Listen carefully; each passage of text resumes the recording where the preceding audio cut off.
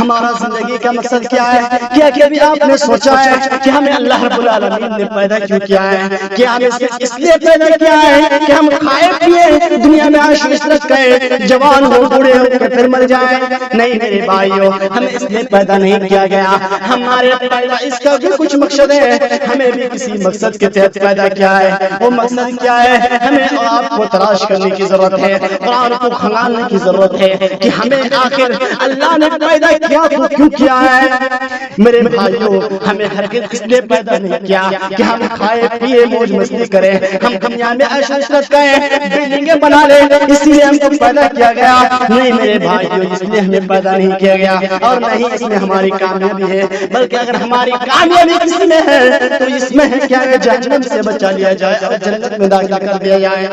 اللہ رب العالمین کا فرمان ہے فَمَن زُحْزِحَ عَنِ النَّارِ وَأُدْخِلَ الْجَنَّةَ فَقَدْ فَازَ وَمَا الْحَيَاةُ الدُّنْيَا إِلَّا مَتَاعُ الْغُرُورِ۔ جو جہنم سے بچا لیا گیا، جو جہنم سے دور کر دیا گیا اور جنت میں داخل کر دیا گیا، جو جہنم میں داخل ہو گئے، جہنم سے نجات پا لیا اور جنت میں داخل ہو گیا، جو جہنم سے نجات پا لیا جنت میں داخل ہو گیا، وہی اصل کامیابی ہے، یہی اصل کامیابی ہے۔ وَمَا الْحَيَاةُ الدُّنْيَا إِلَّا مَتَاعُ الْغُرُورِ۔ دنیا کی زندگی تو صرف دھوکے کی زندگی ہے، دنیا کی زندگی تو صرف ایک دھوکہ ہے، ایک فریب ہے جو لوگوں کو اپنے فریب میں مبتلا کیے ہوئے ہیں، جو لوگوں کو اپنے دھوکے میں رکھے ہوئے ہیں۔ میرے بھائیوں، اس دنیا کی چمکینیوں میں، اس دنیا کی رنگینیوں میں، اس دنیا کی رنگڑیوں میں پھنس کر اپنے دین و ایمان کو برباد مت کیجیے۔ اپنی زندگی کی جو مقصد ہے اس سے بالکل نہ ہٹیں۔ زندگی کا کیا مقصد ہے؟ کہ ہمارا مقصد یہی ہے کہ ہم مال و دولت اکٹھا کریں، زار و زورت میں ہم مال و دولت اکٹھا کریں، زیورات اکٹھا کریں، ہم اپنے کاروبار کو آگے بڑھائیں۔ ہم ٹھیک ہے، یہ ساری نعمت اللہ نے ہمیں دی ہے، ہمارے استعمال کے لیے دیا ہے، لیکن ہمارا مقصد کیا ہے؟ ہمارے اصل چیز کیا ہے؟ ہماری اصل پونجی کیا ہے؟ کیوں ہمیں بنایا گیا؟ کیوں ہمیں اس دنیا کے اندر بھیجا گیا؟ اللہ نے قرآن مجید کے اندر یہ ارشاد فرمایا وَمَا خَلَقْتُ الْجِنَّ وَالْإِنسَ إِلَّا لِيَعْبُدُونِ۔ میرے بندو، میں نے جن انسان کو یوں ہی پیدا نہیں کر دیا، بلکہ ہم نے اس کو صرف اس لیے پیدا کیا تاکہ وہ ہماری عبادت کرے، ہماری پرستش کرے، ہمارے سامنے سجدہ ہو۔ اگر ہم اپنے ماتھے کو ٹیکے تو ہمارے سامنے ٹیکے، یہ ہمارے مقصد۔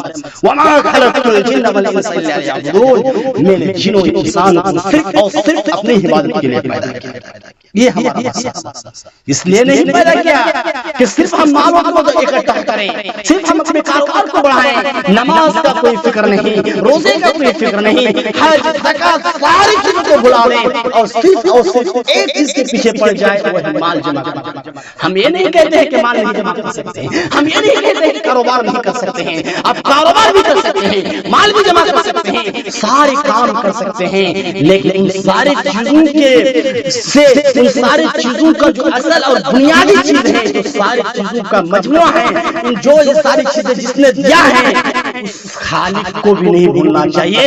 وہ خالق جس لیے ہمیں یہ ساری چیزیں دیا ہے کہ ہم ان ساری چیزوں کو استعمال کر کے اس کی پیروی کریں، اس کی جو اچھی طریقے سے عبادت کریں اور اس کے سامنے اپنے سجدے کو ٹیکے، اپنے سجدریز ہو، اپنے ماتھے کو ٹیکے، اس رب کو نہ بھولے۔